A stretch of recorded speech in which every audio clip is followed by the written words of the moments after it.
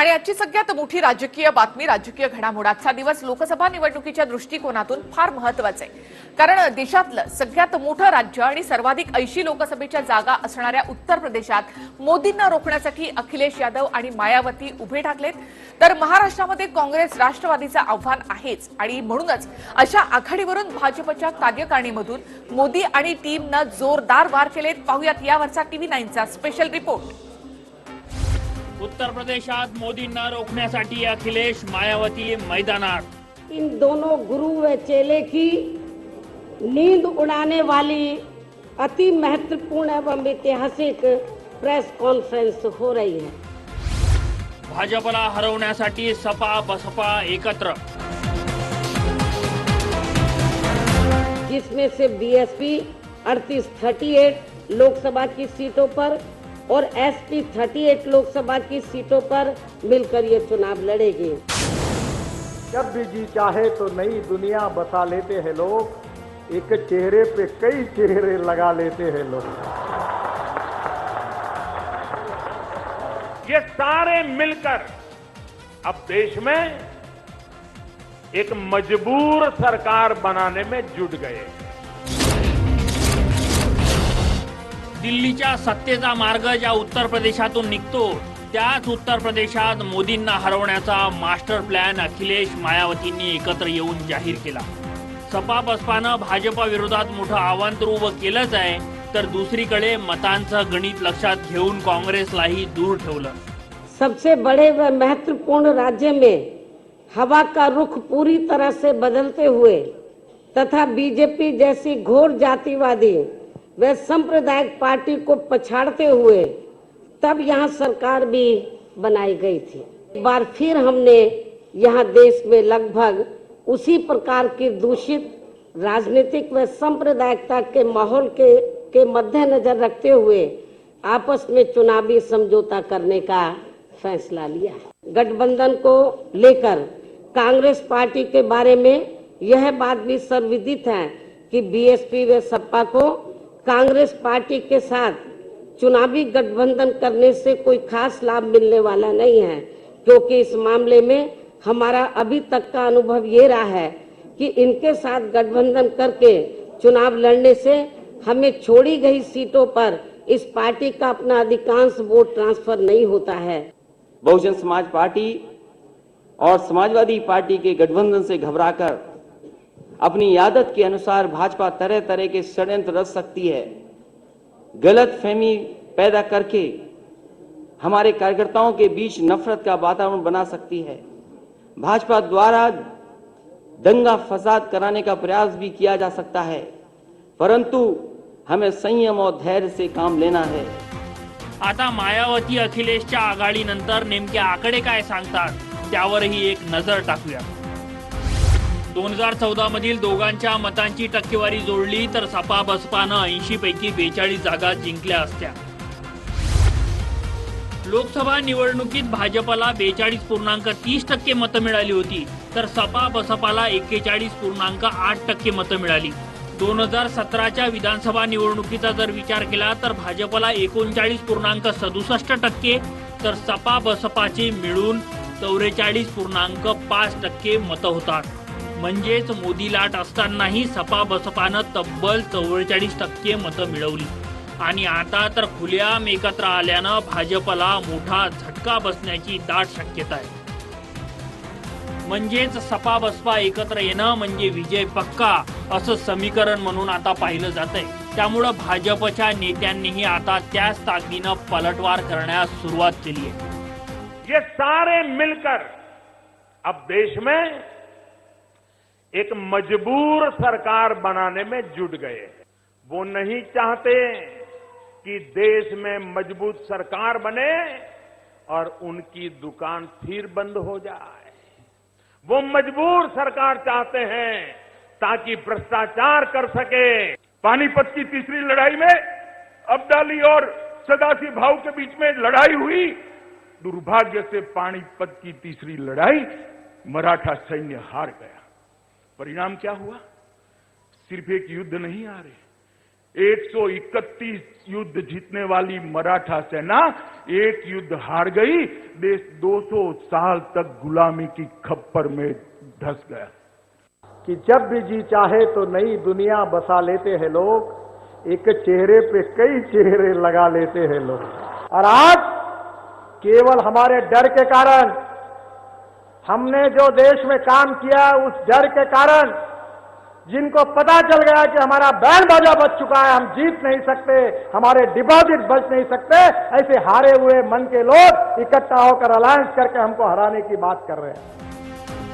एकीकडे उत्तर प्रदेशात भाजपवर अपना दल नाराज आहे, महाराष्ट्रात शिवसेनेसोबत अजून तरी जमताना दिसत नाही आणि काँग्रेस राष्ट्रवादीची आघाडी जवळपास निश्चित झाली आहे। त्यामुळे उत्तर प्रदेशातच नाही तर इतर राज्यांमध्येही भाजपची डोकीदुखी वाढलीच आहे। आता अमित शहांच्या भाषेत बोलायचं झालं तर 2019ची पानिपतची लढाई कोण जिंकणार हे 4 महिन्यातच स्पष्ट होणार आहे। विनोद राठोड, TV9 मराठी, नवी दिल्ली। यूपीमध्ये सपा आणि बसपाची आघाडी झाली असली तरी त्याचा परिणाम हा महाराष्ट्रामध्ये सुद्धा होऊ शकतो। नेमकी दलित आकडेवारी किती आहे त्यावर देखील आपण एक नजर टाकूया। मतांचं गणित आपण या ठिकाणी समजून घेऊया। उत्तर प्रदेशमध्ये दलित मतदार हे 22% आहेत तर महाराष्ट्रामध्ये 11.81%। उत्तर प्रदेशमध्ये सवर्ण मतदार 25 ते 28% आहेत तर महाराष्ट्रामध्ये सवर्ण मतदार हे 55 ते 60% आहेत।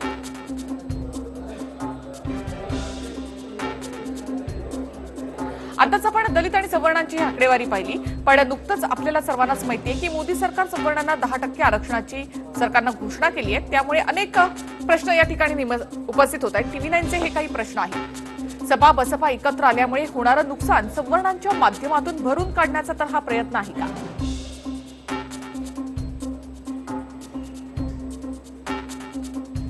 सोशल इंजिनिअरिंगचा भाजपला खरंच फायदा होईल का?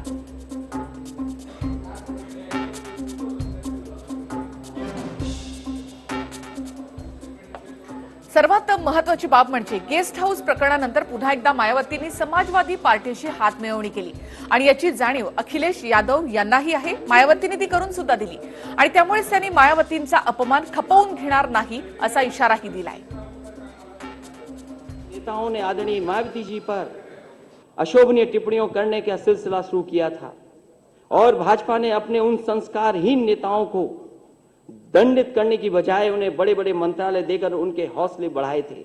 आज से समाजवादी पार्टी का प्रत्येक कार्यकर्ता इस बात को गांठ बांध ले कि आदरणीय मायावती जी का सम्मान मेरा सम्मान है और अगर भाजपा का कोई भी नेता आदरणीय मायावती जी का अपमान करता है तो समझ लेना कि वो अपमान आदरणीय मायावती जी का नहीं बल्कि मेरा अपमान हुआ है। दरम्यान सपा बसपाच्या या पत्रकार परिषदेमध्ये मायावतीने 1995च्या गेस्ट हाऊस प्रकरणाचा उल्लेख केलाय। मात्र जातीयवादी भाजपला सत्तेपासून दूर ठेवण्यासाठी आणि समाजवादी पार्टीसोबत जाण्याचं ठरवल्याचं मायावतींनी म्हटलं। पण हे गेस्ट हाऊस प्रकरण नेमकं काय होतं जे मायावतींच्या जिव्हारी लागलेलं आहे त्यावर देखील आपण एक नजर टाकूया। 1995 मध्ये बसपानं समाजवादी पक्षाचा पाठिंबा काढून घेतला। 1995 मध्ये हा पाठिंबा का काढून घेतला ते पाहता 2 जून 1995 मध्ये लखनौच्या मीराबाई गेस्ट हाऊसवर संतप्त सपाच्या कार्यकर्त्यांनी त्यानंतर हल्ला केला होता। गेस्ट हाऊसमध्ये मायावती यांच्या आमदारांसोबत बैठक सुरू होती आणि त्याच वेळेला हा हल्ला करण्यात आला होता। यावेळी मायावतींच्या रूमची तोडफोड करण्यात आली आणि यावेळी मायावतींना देखील मारहाण करण्यात आली होती। भाजपचे आमदार ब्रह्मदत्त द्विवेदी यांच्याकडून त्यानंतर मायावतींची सुटका झाली आणि हेच प्रकरण त्यानंतर मायावती यांच्या चांगलंच जिव्हारी लागलं होतं। आजच्या पत्रकार परिषदेमध्ये त्यांनी या प्रकरणाचा उल्लेखही केलेला आहे। वळूयात पुढल्या बातम्यांकडे। राजकारणामध्ये कोणीच कायमचा शत्रू किंवा मग कायमचा मित्र नसतो, कारण कालपर्यंत मित्र म्हणणाऱ्या राहुल गांधींनाच अखिलेश यादव यांनी आघाडीमध्ये घेतलं नाही आणि आता मायावतींशी त्यांना हात मिळवणी केलेली आहे। एकीकडे यूपी को ये साथ पसंद है असं म्हणत राहुल गांधी आणि अखिलेश यादव एकत्र पत्रकार परिषदा घेत होते, पण आता हीच दोस्ती राजकारणामध्ये तरी तुटलेली दिसते।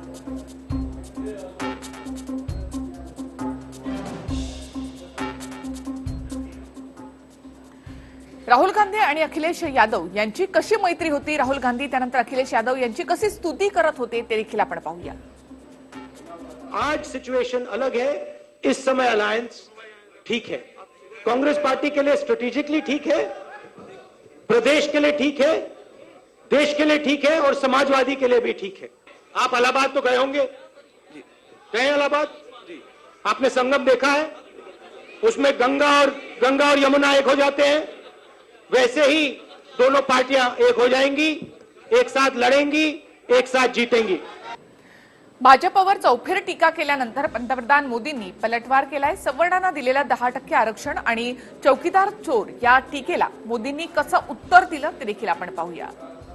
पहले से जिनको आरक्षण की सुविधा मिल रही थी, उनके हक को छेड़े बिना, छीने बिना भाजपा सरकार द्वारा सामान्य वर्ग को 10% आरक्षण का प्रावधान किया गया। इतना ही नहीं, शिक्षा में 10% वृद्धि भी की जाएगी। इनकी पोल खुल रही है तो ये गाली गलौज पर उतर आए हैं।